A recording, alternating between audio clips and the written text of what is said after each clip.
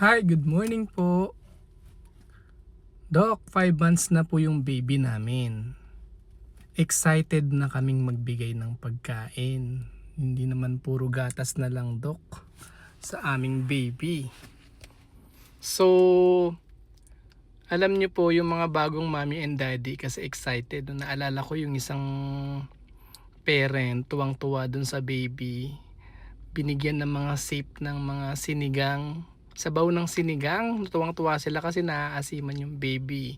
Ayun tuloy, nagsuka yung baby. Ayan. So, yung pong 6 months na sinasabi ng karamihan ng mga pediatrician, kasi po sinusunod lang namin po yung standard sa World Health Organization. Yung kapag kasi 6 months po, ang hugot noon kasi ay yung dapat kasi exclusive breastfeeding for the first 6 months para makuha ng baby yung mga immunological properties sa breast milk, yung nutrition para maiwasan yung mga gastroenteritis din sa mga baby. Wag po kayong mag-e-experiment basta-basta.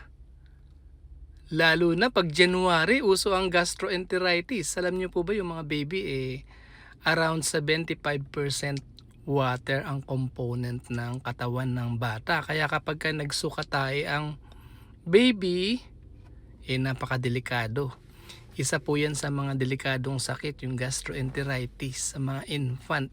Kaya po meron pong bakuna dyan sa mga viruses na yan para sa mga baby, para hindi nila maranasan yung acute gastroenteritis.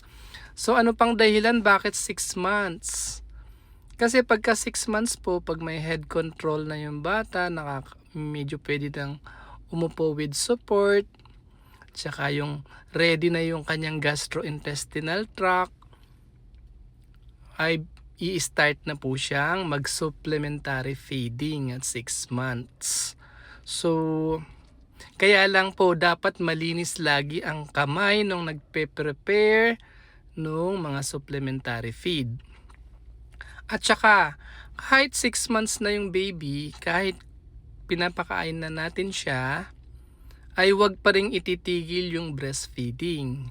Breastfeeding is still best until 2 years old. So kahit na kumakain na siya, mag-breastfeeding pa rin.